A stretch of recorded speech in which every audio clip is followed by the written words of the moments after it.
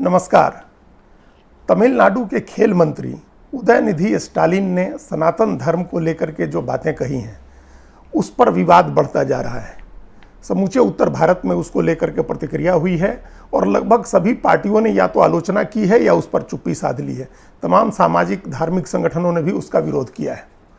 उन्होंने 2 अगस्त को एक कार्यक्रम में भाषण देते हुए कहा कि ये सनातन धर्म एक बीमारी की तरह है और इसका उन्मूलन करना चाहिए, इसको समाप्त करना चाहिए। बाद में उन्होंने इस पर सफाई भी दी कि उन्मूलन करने और समाप्त करने का ये मतलब नहीं है कि वो नरसंहार करने की बात कर रहे हैं या सनातन को मानने वाले सब तमाम लोगों को ख़त्म करने की बात कर रहे हैं। उन्होंने इस पर एक मिसाल देते हुए ये भी कहा कि प्रधानमंत्री नरेंद्र मोदी भी हमेशा कांग्रेस मुक्त भारत की बात करते हैं, लेकिन इसका ये मतलब नहीं है कि वो कांग्रेस के तमाम लोगों को मार डालने की बात करते हैं। ये ठीक है, ये फेयर इनफ है, उनकी अपनी सफाई अपनी जगह है। लेकिन जो आलोचना हो रही है, जो उदयनिधि स्टालिन ने कहा है, उसकी जो आलोचना हो रही है वो बड़ी एकांगी आलोचना है और सिर्फ धार्मिक नज़रिए से देख करके उसकी आलोचना की जा रही है, जबकि इसका धार्मिकता के साथ बहुत कम लेना देना है। धर्म का मामला इससे बहुत कम जुड़ा हुआ है। जो स्टालिन ने कहा है ये एक सामाजिक और राजनीतिक मामला है। सामाजिक और राजनीतिक रूप से उनके बयान को देखने की जरूरत है, जबकि दक्षिण भारत में हो सकता है तमिलनाडु में इसको उसी नज़रिए से देखा जा रहा हो, लेकिन समूचे उत्तर भारत में इसको धार्मिक नज़रिए से देखा जा रहा है। ये माना जा रहा है कि सनातन धर्म या हिंदू धर्म के ऊपर हमला किया है उन्होंने। असल में क्या है कि तमिलनाडु में बहुत पुरानी, सदियों पुरानी समाज सुधार की परंपरा रही है और वहाँ समाज सुधार की परंपरा के चलते, समाज सुधार के आंदोलनों के चलते समाज ऐसी स्थिति में पहुँच गया है जहाँ इन सब बातों पर वहाँ ध्यान नहीं दिया जाता है, जहाँ इस पूरे उनके बयान को इस परिप्रेक्ष्य में देखा जाएगा कि वो एक सामाजिक परिघटना है या राजनीतिक परिघटना, एक राजनीतिक बयान है या सामाजिक बयान है। इसके उलट उत्तर भारत में इस तरह का कोई समाज सुधार का प्रयास अभी तक नहीं हुआ है कायदे से कि उस बात को सामाजिक राजनीतिक परिप्रेक्ष्य में देखा जाए। तमिलनाडु में पुरानी परंपरा रही है समाज सुधार की, रामास्वामी नायकर पेरियार से, और उससे भी पहले वल्लालार के समय से जो नारायण गुरु के समकालीन होते थे। और वो उस समय समूचे उत्तर भारत में छोटे छोटे सामाजिक आंदोलन चल रहे थे जब वल्लालार और नारायण गुरु दोनों तमिलनाडु और केरल में सक्रिय थे। तो उस लंबी परंपरा का नतीजा ये हुआ है कि बहुत सारी धार्मिक मान्यताएं जो हैं, जो सनातन से जुड़ी हुई हैं या जिनको सनातन की पहचान माना जाता है, वो सारी चीज़ें तमिलनाडु में ख़त्म हो गई हैं, एक तरह से एबोलिश हो गई हैं। अब यहाँ रुक करके थोड़ा सनातन को लेकर के विचार करना होगा कि सनातन से उनका क्या अभिप्राय था उदयनिधि स्टालिन का, या आमतौर पर उसको किस तरह से देखा जाता है। आमतौर पर मोटी व्याख्या के तौर पर सनातन और हिंदू धर्म को एक ही मान लिया जाता है, लेकिन हकीकत में ये व्यापक हिंदू समाज का एक हिस्सा है सनातन या सनातन को मानने वाले, एक उसमें जो ज़्यादा शुद्धतावादी नज़रिया रखते हैं। असल में 18वीं 19वीं शताब्दी में, 19वीं शताब्दी में, 18वीं शताब्दी के अंत में और 19वीं के शुरू में या पूरी 19वीं शताब्दी में जो समाज सुधार का आंदोलन हुआ पूरे देश में अंग्रेजी राज के समय, और जो अपने हिंदुस्तानी भी जो समाज सुधारक निकले, उन लोगों ने कई चीज़ों को ख़त्म करने की कोशिश की। जैसे जाति प्रथा को ख़त्म कर दिया जाए, छुआछूत ख़त्म हो जाए, विधवा विवाह शुरू हो जाए, सती प्रथा पर बैन लगे। ये तमाम चीज़ें उस समय हो रही थी। अस्पृश्यता को ख़त्म करने की बात, जाति प्रथा को ख़त्म करने की बात, ये सब उस समय की कई चीज़ें थी जो समाज सुधार में के समाज सुधारक कर रहे थे। तो हिंदू समाज के अंदर एक वर्ग ऐसा था जिसने इसका विरोध किया। जाति प्रथा, वो जाति प्रथा को जो बनाए रखना, जो मनुस्मृति की एक मान्यता थी और उसके पहले से जो मान्यता चली आ रही थी, जो वर्णों के आधार पर भेद था, उसको कायम रखना चाहते थे। विधवा विवाह के पक्ष में नहीं थे, उसका विरोध कर रहे थे। तो इस तरह के शाकाहार को प्रमोट कर रहे थे, शुद्धतावादी होने के लिए शाकाहार को प्रमोट कर रहे थे। तो मानते थे कि वो चीज़ें रहनी चाहिए समाज में। तो उन लोगों ने अपने को सनातन कहना शुरू किया। सनातन का मतलब अगर शाब्दिक अर्थ देखें तो उसका मतलब होता है कि जो सदा से है, जैसे आत्मा है, इटर्नल है, जो कभी न मरती है न कभी जन्म लेती है, जो अजर अमर है। तो उस तरह से सनातन है कि ये हमेशा से है, जब धरती नहीं थी तब से है, ये वो सनातन है। लेकिन बड़ी दिलचस्प है कि हिंदुस्तान में जन्मे 2 और धर्म के लोग भी अपने को सनातन कहते हैं। बौद्ध धर्म में भी सनातन की मान्यता है, वो अपने को सनातन कहते हैं क्योंकि वो भी आत्मा के अमरत्व में विश्वास करते हैं। उनका भी मानना है कि आत्मा न जन्म लेती है न मरती है, और पुनर्जन्म में भी विश्वास करते हैं। तो वो भी अपने को सनातन कहते हैं। लेकिन ये एक व्यापक उसका पैरामीटर है, बड़ी परिभाषा हो जाएगी। मोटे तौर पर जिन लोगों ने सामाजिक धार्मिक सुधारों का विरोध किया 19वीं सदी के जब सुधार शुरू हुए थे और उसका विरोध किया, उन लोगों ने अपने को सनातन कहना शुरू किया। उनको अपने को सनातन कहने का एक कारण ये भी था कि वो अपने को हिंदू नहीं कहना चाह रहे थे। उनको लगता था कि हिंदू जो है वो बाहरी लोगों का दिया हुआ नाम है। सिंधु घाटी की सभ्यता जो एक प्रचलित धारणा है कि सिंधु से हिंदू बना है, और वो जो लोग बाहर से आए उन लोगों ने हिंदू कहना शुरू किया। इसलिए भी जो शुद्धतावादी लोग थे वो अपने को सनातन कहना पसंद करने लगे। तो इस हिसाब से अगर देखें तो उदयनिधि स्टालिन के बयान का कॉन्टेक्स्ट समझ में आता है। वो ये कहना चाह रहे थे कि जो परंपराएं हैं, जो धार्मिक सामाजिक मान्यताएं हैं, जिनको अब आधुनिक समय में ख़त्म हो जाना चाहिए था, जो प्राचीन काल से चली आ रही थी, और जो धर्म की बुराइयाँ हैं, किसी भी धर्म में उसको बुराई ही माना जाएगा कि इंसान में गैर बराबरी हो, जाति के आधार पर, नस्ल के आधार पर, महिला स्वतंत्रता की बात नहीं हो, स्त्री मुक्ति की बात नहीं हो, स्त्री शिक्षा की बात न हो, विधवा विवाह की बात न हो, जाति प्रथा को समाप्त न किया जाए। तो ये एक बड़ा पिछड़ा और पुरातनपंथी सोच है जिसका विरोध किया है उदयनिधि स्टालिन ने। लेकिन इसका विरोध करते, इन सामाजिक कुरीतियों का विरोध करते हुए उन्होंने नाम सनातन का ले लिया, इसलिए इस पर इतना सारा विरोध शुरू हो गया। अब देखिए ये किस तरह से वो राजनीतिक बयान है और क्यों तमिलनाडु में उसका विरोध नहीं हो रहा है। ये अभी जो हमने कहा कि वो वहाँ सदियों से समाज सुधार की परंपरा रही है, और उसी का नतीजा है कि आज तमिलनाडु में उदयनिधि के बयान का विरोध करने वाला कोई नहीं है। जो भारतीय जनता पार्टी के समर्थक हैं, 1 दर्जन छोटी पार्टियां हैं वहाँ, और उसमें कई पार्टियां भाजपा के साथ हैं, लेकिन वो भी इसके विरोध में नहीं बोल रही हैं, क्योंकि वहाँ ये चीज़ बहुत गहरे अपनी जड़ जमा चुकी है। वहाँ के समाज के लिए कोई बड़ी चीज़ नहीं है, बल्कि ये बड़ी प्रगतिशील सी चीज़ है, इसलिए इसका समर्थन होता है, व्यापक समाज इसका समर्थन करता है। लेकिन उत्तर भारत में भी उस तरह का कोई सुधार नहीं हुआ, या जो सुधार हुए वो बड़े इनिशियल स्टेज में ही रुके रह गए, ठहर गए।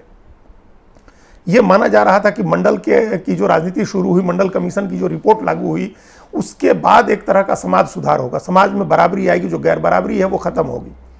लेकिन वो पूरा आंदोलन, जो रिपोर्ट लागू हुई मंडल की, वो सिर्फ सरकारी नौकरियों में और स्कूल कॉलेजों में दाखिले तक जाकर के सिमट के रह गई, उससे ज़्यादा नहीं बढ़ी, विचार के स्तर पर उसका विस्तार नहीं हुआ। और उसी समय, लगभग उसी समय जब मंडल का आंदोलन चल रहा था, उसी समय काशीराम का दलित आंदोलन भी अपने उभार पर था। तो वो आंदोलन भी एक निश्चित समय के बाद जाकर के और सत्ता की राजनीति में अटक गया, वहीं जाकर के फंस गया। अन्यथा एक समय था जब बहुजन समाज पार्टी ने नारा दिया था, तिलक तराजू और तलवार, इनको मारो जूते चार। ये एक बड़ा आक्रामक सा नारा था, और आज के समय में अगर ये कोई नारा दे तो उस पर केस मुकदमा हो सकता है और हेट स्पीच के तहत आएगा ये। लेकिन जिस समय ये नारा दिया गया वहाँ काफ़ी मशहूर हुआ ये नारा। लेकिन उसके बाद वो पार्टी भी इस नारे को छोड़ करके और दूसरे रास्ते पर चली गई, और ये नारा लगाना शुरू किया, हाथी नहीं गणेश है, ब्रह्मा विष्णु महेश है। बहुजन समाज पार्टी का चुनाव चिन्ह हाथी है, तो वो इस नारे पर आ गए। तो 1 कदम आगे बढ़ के और 3 कदम पीछे हट गई वो पार्टी। तो एक तरह से समूचा दलित आंदोलन रहा हो या जो मंडल का आंदोलन था, वो सब सिर्फ सरकारी नौकरियों या सत्ता में हिस्सेदारी के पास जाकर के रुक गया। वो समाज सुधार के लिए उनकी तरफ से कोई प्रयास नहीं किया गया। तो इसकी वजह से उत्तर भारत और हिंदी पट्टी में जो समाज सुधार का मामला है वो रुका रहा, और सनातन के लोग जिन परंपराओं को मानते रहे, जो सदियों से चली आ रही परंपराएं हैं, जिनको अभी आधुनिक समय की प्रवृत्तियों के उभार के साथ समाप्त हो जाना चाहिए था, वो सारी चीज़ें भी अपने स्थान पर बनी रहीं। उत्तर भारत में अब जाकर के बड़े छोटे स्तर पर एक बदलाव की शुरुआत हुई है, और उदयनिधि स्टालिन के बयान को अगर बिहार के शिक्षा मंत्री चंद्रशेखर और उत्तर प्रदेश के बड़े नेता स्वामी प्रसाद मौर्य के बयान से मिला करके देखेंगे, तब एक तस्वीर बनेगी। वो हालांकि उत्तर भारत के लिहाज से वो धुंधली सी तस्वीर है, लेकिन एक तस्वीर बनेगी। चंद्रशेखर ने रामचरितमानस का विरोध किया, और उसमें जो महिलाओं को लेकर के, दलितों और पिछड़ों को लेकर के जो बातें कही गई हैं उसका विरोध किया। स्वामी प्रसाद मौर्य ने भी यही किया, उन्होंने उसको बदलने की बात की, उसको मिटाने की बात की, जो रामचरितमानस में तुलसीदास ने कही है, जो शूद्रों को लेकर के और गंवार स्त्रियों को लेकर के और महिलाओं के साथ साथ वो जो पिछड़े और दलितों को लेकर के, तो इन सब चीज़ों को बदलने की, उनके लिए उसे अपमानजनक बताते हुए उसे बदलने की बात कही। तो ये भी अपने हिसाब में कम क्रांतिकारी बात नहीं है कि जो समाज पूरे गहरे तक धार्मिक मान्यताओं में धंसा हुआ हो, जहाँ पॉलिटिक्स से लेकर के सोसाइटी तक सब धर्म की चीज़ों से गाइड हो रहे हों, वहाँ ये कहना भी बड़ी बात है, बड़ी क्रांतिकारी बात है।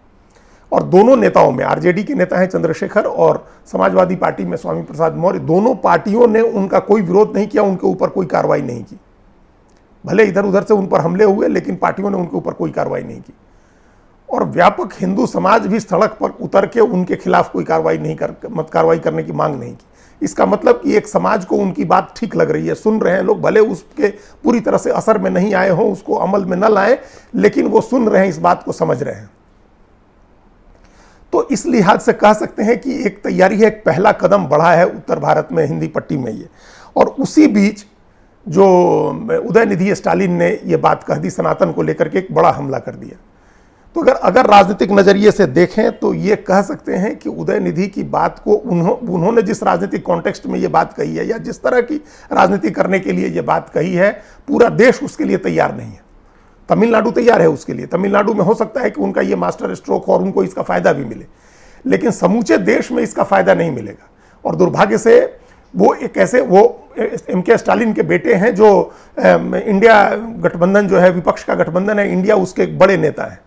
तो दुर्भाग्य इसलिए क्योंकि तमाम विपक्षी पार्टियों को इसका नुकसान हो सकता है।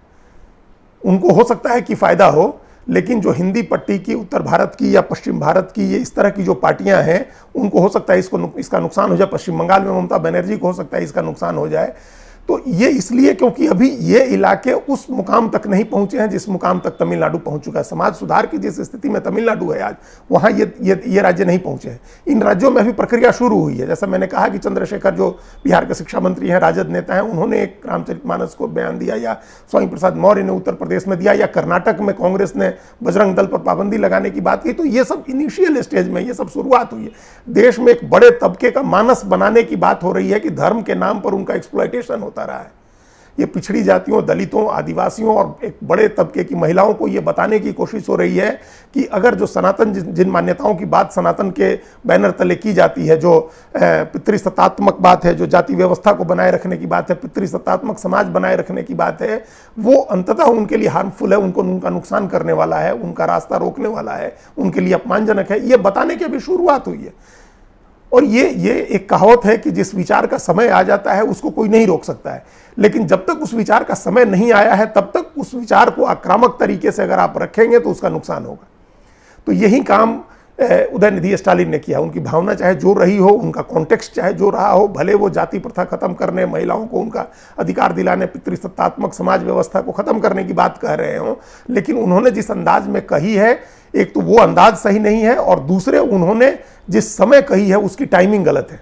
अभी विपक्षी गठबंधन की पार्टियां एक समावेशी समाज को लेकर के सबको एक साथ जोड़ करके राजनीति करने की बात कर रही है, इसलिए उन्होंने अपना नाम इंडिया रखा है। इंक्लूसिव अलायंस कर रहे हैं वो लोग, developmental inclusive alliance, Indian national developmental inclusive alliance बना रहे हैं वो लोग। और उस इंक्लूसिव अलायंस के बीच में ये एक एक्सक्लूजन वाली बात हो जाएगी, कम से कम उत्तर भारत में। यहाँ का मानस अभी इसके लिए तैयार नहीं था। तो इस बात को ध्यान रखना चाहिए था। ये अभी जिस मुकाम पर है देश की राजनीति, उसमें ऐसी छोटी छोटी बातों से बड़ा फर्क पड़ सकता है, खासतौर से विपक्षी पार्टियों के लिए। तो ये कह सकते हैं कि उनका बयान उत्तर भारत और व्यापक हिंदी समाज के लिए एक प्री मैच्योर बयान है। अगर उसको राजनीतिक नजरिए से देखें तब भी, सामाजिक और धार्मिक नजरिए से भी अभी यहाँ का समाज उस स्थिति में नहीं पहुंचा है कि इस तरह की बातों को पचा सके। इसलिए सावधानी बरतनी चाहिए ऐसे बयान देने से पहले। धन्यवाद।